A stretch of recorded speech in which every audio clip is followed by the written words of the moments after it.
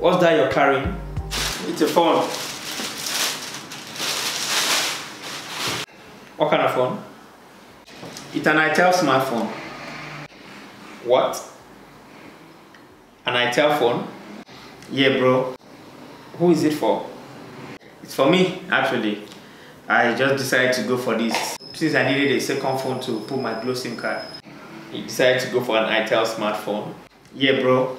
That's a phone nobody's talking about. They've actually improved a lot, you know, and they have a certain demographic for their smartphone, especially those who cannot afford to buy an expensive smartphone. So I think I fall among that category as well. So you decided to settle for an Itel phone.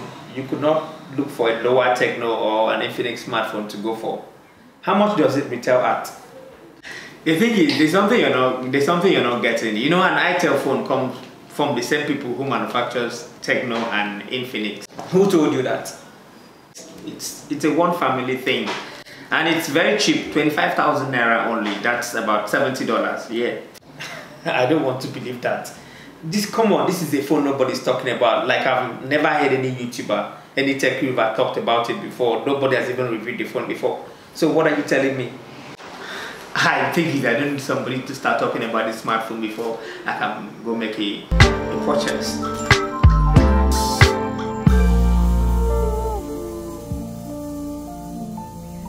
Hey guys, this is Fred from Fred's Tech Up, and this is the Itel P32 review that no one is talking about. But before we begin, please kindly hit on that subscribe button to join this awesome family, and turn on your bell notification too, so you get notification whenever I post any new video. But first of all, let's take a look at what's inside the box.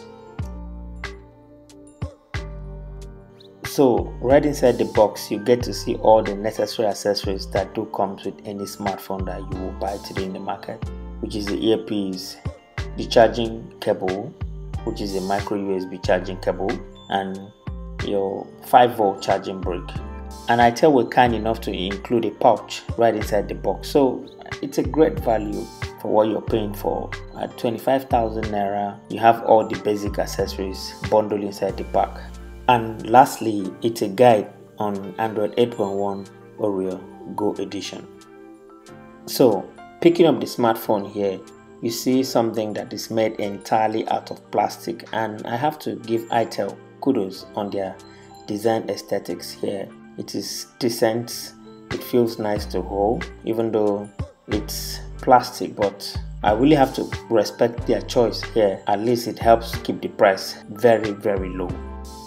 Moving on is the display. It's a 5.5-inch display on a 480 by 960 screen resolution, which is way too low. That's where you have to know that you're dealing with a very low budget device here. But I cannot really complain so much, at least it delivers, it gets the job done. Example, you can consume media content on this device very well. Although for YouTube you won't be able to watch YouTube on HD like 720p. No, you're not going to have that here. All in all, believe me, it will still please you considering how much you're paying for here. So how does this device perform? When it comes to pure performance, you have to look at the spec sheet first. For example, it comes with a quad-core MediaTek CPU, which I believe is going to be one of those low-end MediaTek CPU, and a 1GB of RAM paired with 8GB of internal storage. You don't really expect that to be a powerhouse. The good thing here is, since it's running on Android 8.1 Go Edition, it's a lighter version of Android, so it's purely optimized for a device like this. Applications will still run very well because those applications are actually a lighter version of the full applications you see on the Play Store.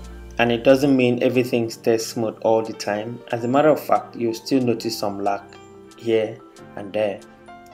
Next is the camera. How does this camera perform? In short, if you're buying this device for the sake of the camera alone, please look elsewhere. Please don't get me wrong, it still takes an okay pictures, but I'm not going to say much here. I'm going to put some sample photographs here so you be the judge yourself.